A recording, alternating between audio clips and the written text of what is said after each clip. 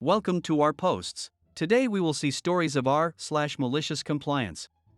Homeowners associations tried to punish us, told us to stop them if we caned. Malicious compliance cost them 16% of the annual homeowners association's income, and the cameras are still installed today. This happened several years ago, and is a multi-year long story. I'll keep it as succinct as possible. We installed cameras in front of our home that were looking at our vehicles. Part of the camera angles did overlook parts of two neighbors' properties, one backyard and one side yard. The cameras were battery operated and had a function where you could gray out areas that you didn't want to film. When motion occurred in the grayed out areas, the cameras would not be activated to film. The neighbor's entire properties and several bushes on our property were grayed out. We did this when installing them. One of the neighbors was a friend and had no issues with this whatsoever. We showed her the camera angle and she said she didn't care whether or not we grayed out that area. We still left it grayed out over battery life concerns. The other neighbor's name was Karen, not really, but we all know why I chose that name. Karen was on the Homeowners Association's board and, as you can imagine, we didn't get along with Karen or the Homeowners Association's board. We told Karen about the camera and showed her the grayed out areas at the same time that we told our friendly neighbor about it. It was simply an FYI conversation. We are not on friendly terms, not an asking permission conversation. She told us to take the cameras down immediately or we would regret it. About a week after we hung the camera up, we got a notice from our homeowners associations that we were violating the bylaws. The bylaw in question? A nuisance to your neighbor's bylaw. There wasn't a specific bylaw preventing placement of cameras, so this is all they could find to try to punish us. We responded with a letter detailing how we were not violating any bylaws or laws in general and asked them to cease and desist. We all know how these stories go though. They did not cease. And they did not desist. Their first response? The homeowners associations has the right to enforce these bylaws. Try to stop us if you think you can. These types of responses were, unfortunately, quite common from this board. We entered this battle with one goal in mind: to cost them as much money and time as possible. The homeowners associations hired a lawyer specifically to fight us. To my knowledge, this has not happened to any other residents. In the following 4 months, we ended up costing the homeowners associations over $4,000 in lawyers' fees fighting this battle. For reference, the entire homeowners association's income was $25,000 per year. When it came time for our official homeowners association's hearing over the matter, we had successfully postponed it, thanks to an attorney friend, 3 separate times. There were over 100 back and forth emails with the homeowners association's attorney and ourselves. Each one of those emails was a 15-minute expense for the homeowners associations. And I was happy to follow up a follow-up question with another follow-up question if it meant the homeowners association's attorney was going to keep billing them. Did I say follow up enough times? We didn't actually want to take this battle to court, so we ended up removing the cameras the day of the hearing, to prevent being fined even if the fine wouldn't hold up in court. The homeowners associations decided in the hearing that we were guilty of violating the bylaw. They couldn't fine us as the bylaws don't allow a fine until after a hearing has been held and the cameras were already removed. In the end, the punishment was a sternly written piece of paper on the attorney's letterhead, delivered via certified mail, that stated that we were not allowed to place a camera on our home that had the potential to invade a neighbor's privacy. Keep in mind, the letter specifically stated the camera could not be placed on our home. We left the cameras off of the home for about 4 months until the annual Homeowners Association's meeting. You should have seen the look on the Homeowners Association's board's faces when I asked them to explain the $4,000 line item for attorney's fees that simply stated title searches, attorney fees. The board actually tried to hide the fact that they spent $4,000 trying to fight us over a couple of cameras by putting the fees in as title searches. Needless to say, that meeting did not go well for them. About half of them lost their positions on the board. The other half, including Karen, unfortunately, remained on the board. About a week after the annual meeting, we installed new cameras facing the same direction as the prior cameras, only this time, we installed a post in the ground and mounted the cameras to that post. The admonishment we received after the hearing specifically stated that we were not allowed to install cameras on our home and said nothing about putting them on a post. They did send a letter to try to tell us to remove the cameras, but a sternly worded response indicating that we were prepared to fight them actually worked this time around. I guess they didn't want to spend another $4,000 fighting us. We didn't receive any follow-up responses. And the cameras on the post are still installed to this day, over 2 years and running strong. Next story. Working harder, not smarter. This is actually my wife's story, but she doesn't use Reddit, so I'm going to tell it. My wife, Emma, is a UX/product designer. When she started in the field, Emma worked for a design agency of 5 people that pumped out multiple websites a week. She then moved to a holdings company where she was the sole designer. The company owned 3 or 4 companies, all of them online retail/app based. She oversaw the design portfolios for all 4 companies with a cohort of 20 coders. The thing is, she works really fast, as in, does a week's worth of work for a normal Slacker designer in a little over a day. No stress or effort, she seems to get charged from it. The unfairness pisses me off. Anyway, we changed countries and Emma got a job in a company as a product designer. The company has a single platform with lots of little issues, but the overall product is functional. She started and the PMs would go through the available projects on the table for the week and divvy them up between her, the current designer. He gets paid slightly more than her. She would finish them within 2 days and move through more and more tickets. After 3 months, she has a glowing review, is confirmed as permanent, but has now run out of tickets for her to chew through. She continues her work at her usual speed, finishing everything in no time and twiddling thumbs from Wednesday to Friday. During Corona home office, Nyancat 24-hour was her screensaver when she went for walks. After another year, the company does a performance audit due to COVID work at home and starts monitoring submissions of all the tech staff. Emma gets pulled up for only submitting projects on Monday and Tuesday. They have a massive meeting about her shirking attitude and tell her that they pay for her time and that she must use it to benefit the company, despite her producing better quality projects faster than the other designer. Emma explains the situation and they say that if she is not willing to work, they must reduce her pay by 60%. Other designer got promoted to senior despite having fewer years of experience and a shitty work ethic. Emma thinks, F this.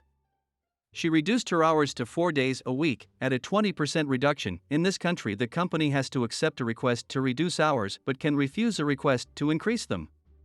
She no longer does outstanding tickets, and only does the same amount of work as the other designer and works 4 to 5 hours a day, and they are back to praising her consistency. Next story. My first paying job, and the person thought they would be clever paying me. I have always been interested in electronics and did a lot of reading and studying on my own, and I was very good at buying things at swap meets and repairing them and reselling them as a teen. My first real paying job, a friend of my mom knew a guy who ran a place that supplied answering machines to businesses. They were new tech back at that point in time. She said he was desperate for someone who could fix them as he had ones with issues spilling over the shelves. So I went to see him. It was an interesting meeting, a middle-aged businessman and me. I was 15 or so. We kind of eye each other and he asks me if I can fix them. I was pretty sure I could, and when he pulled out the service manuals for them, he had a couple that were based on the same base. I was quite sure. So he asks me what I wanted an hour, and I was used to getting $3 an hour for watching the kiddo next door on occasion, so I asked for that. He pondered that for a minute and made me an offer I could not refuse, $10, cash for each one I fix. I quickly agreed to stop by after school the next day with my tools to dig in.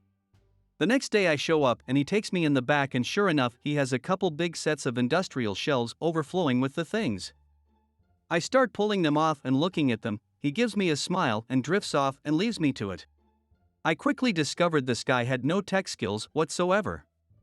None, nada.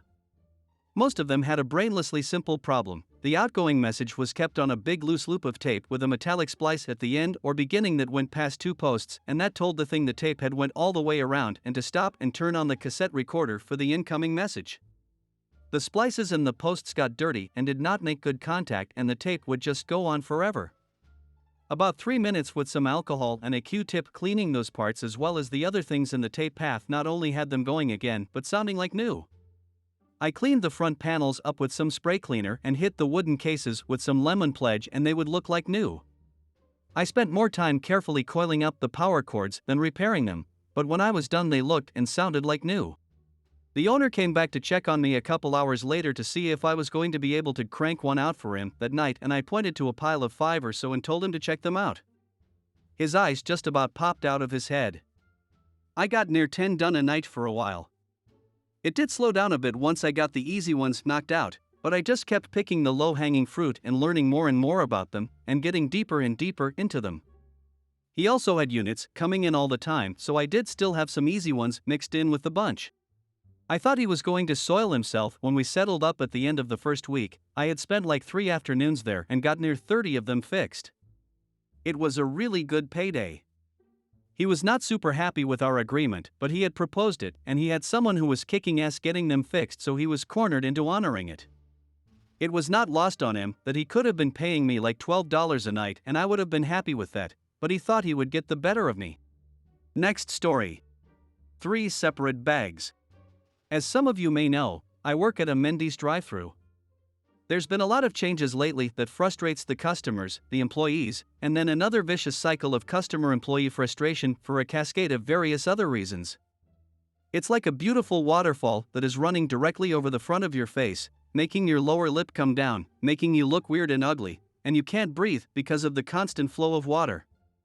It seems like it could be something good, but it all depends on where you're standing. The drive-thru people are standing at the worst possible spot, pummeled by beautiful water. But I digress. A lady orders 3 baggy bags, which has got to be one of the funniest wrong names for our products since that time a guy called the Backinator a Terminator. I ask her which ones. We have 3 options. She says a baggy bag, you know, the only one you have. Wow, we're off to a swimming start. At this point I would usually be sarcastic, snide, or petty, but I've been learning from these YouTube videos how to interact with people properly, so this has helped me get rid of, or at least postpone, this sort of behavior in myself. I've found it very helpful for moments like these. I use this newfound social knowledge to simply explainigize that we have 3 options to choose from: the Bunyar Jack and Bees Charger, the Stubble Dak, or the Cheese by Crick and BLT. She said the Stubble Dak, duh. Oh, and you idiots always never listen to me. You need to put those things in 3 separate bags. Okay, now she called me an idiot.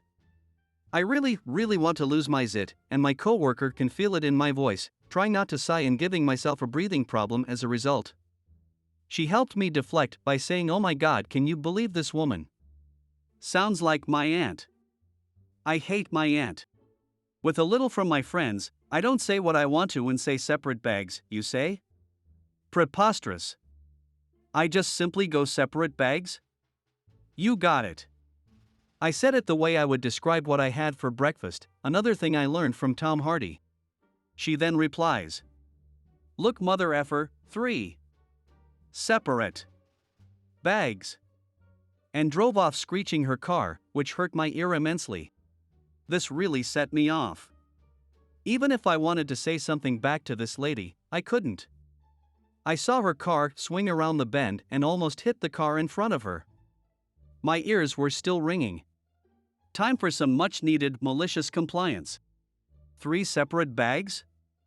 You got it. So, the baggy bag comes with a drink, fries, nuggets, and a sandwich of your choosing. Typically we would put 1 burger, 1 fries, and 1 nuggets in 1 bag. I'm gonna do it a little differently. I begged Bruce, my manager, to let me bag this one. He heard that BS this lady said, so he reluctantly nodded and waved his hand toward the station. I wash my hands, glove up faster than I ever have before, and put all the fries in 1 bag, all the burgers in 2nd bag, and all the nuggets in the 3rd bag. She gets to the window, and the driver looks very pleasant, and not what I expected. The passenger, not so much.